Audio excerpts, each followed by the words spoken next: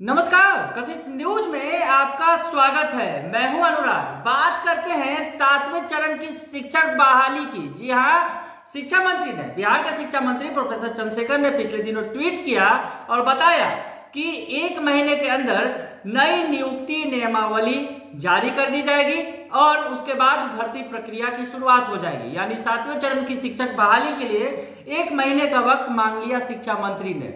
हालांकि इधर जो अभ्यर्थी हैं, बीटेट, सीटेट और एस्टेट के अभ्यर्थी हैं, उन्हें शिक्षा मंत्री की बातों का यकीन नहीं है और उन्होंने सरकार के विरोध का ऐलान कर दिया है। 9 तारीख से वो गर्दनी बाग में बैठेंगे और सरकार के खिलाफ आवाज बुलंद करेंगे। साथ ही साथ विधानसभा का जो बजट सत्र होने वाला है उसमें भी सरकार को घेरेंगे और साफ साफ उन्होंने कह दिया है कि वो काम सरकार को नहीं करने देंगे, सरकार जब तक उनकी नहीं सुनेगी।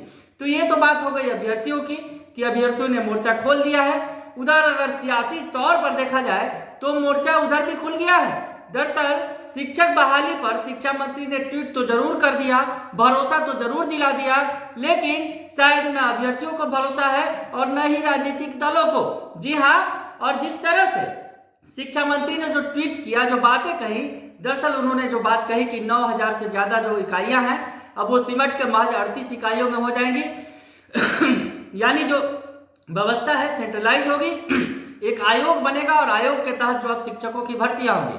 पारदर्शिता लाने की कोशिश की जा रही है, लेकिन कहीं ना कहीं व्यवस्था पर सवाल भी खड़े हो रहे हैं। कहीं ना कहीं ये सियासी मुद्दा भी बनता दिख रहा है कि आखिर शिक्षा मंत्री ने जो ट्वीट किया, शिक्षा मंत्री ने जो बातें कही, व्यवस्था को सेंट्रलाइज करने की बात कही, लेकिन इस पर अब जो अंदर अंदर कहीं ना कहीं सियासी बवाल उबाल भी है कि आखिर होगा क्या।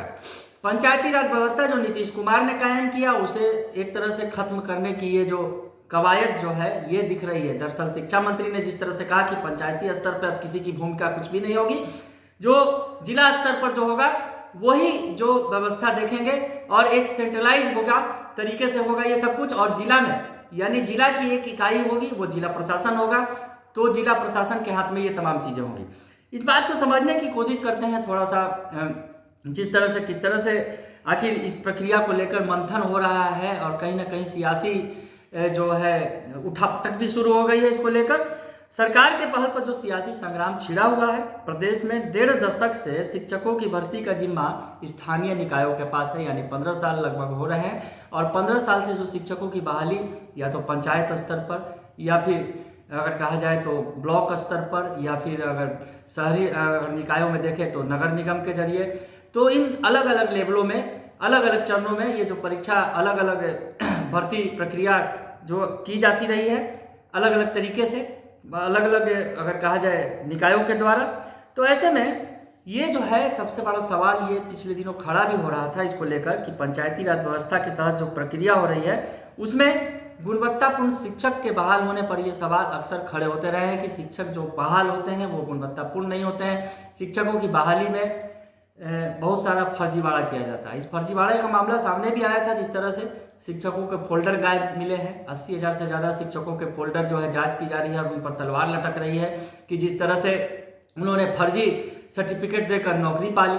तो इस तरह के मामले ज़्यादा आते रहे हैं। तो ऐसे में इस व्यवस्था को बदलने की बात कही। शिक्षा मंत्री ने जो ट्वीट किया, ट्वीट पे उन्होंने कहा कि अब पुरानी पद्धति से शिक्षक भर्ती की प्रक्रिया बिहार में नहीं होगी। साफ बात यह थी। नए एक तरीके से जो शिक्षा मंत्री ने मुख्यमंत्री नीतीश कुमार के फैसले को ही पलटने की कोशिश की है।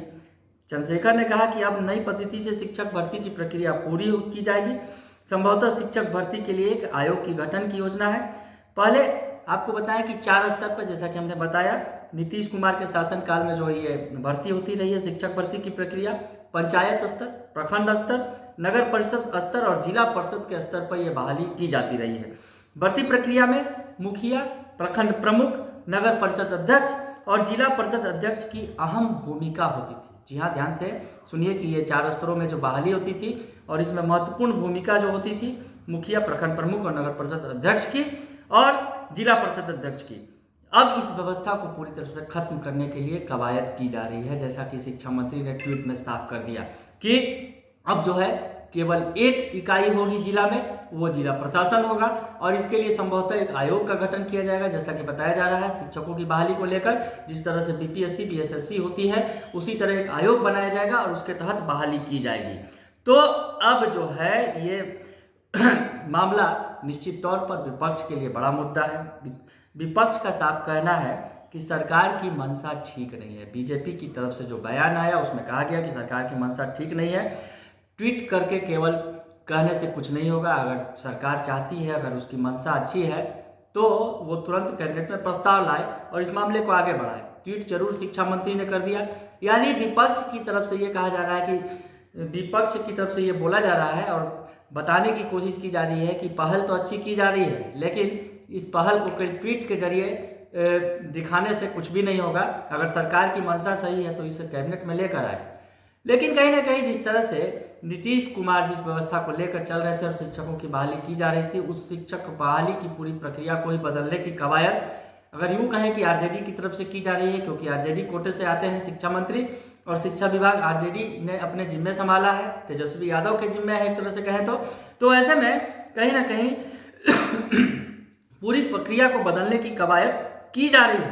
तो इसमें जिस तरह से जो बातें आ रही हैं, जिस तरह से कहा जा रहा है कि आरजेडी की तरफ से कि पुरानी प्रक्रिया को पूरी तरह रिप्लेस करने की कवायद है, यानी जो शिक्षा विभाग में जिस तरह से अभी तक गड़बड़ियां होती रही हैं, अगर कहा जाए तो बहाली में उसको जो है अब लगाम लगेगा, ये कहना है आरजेडी की तरफ से।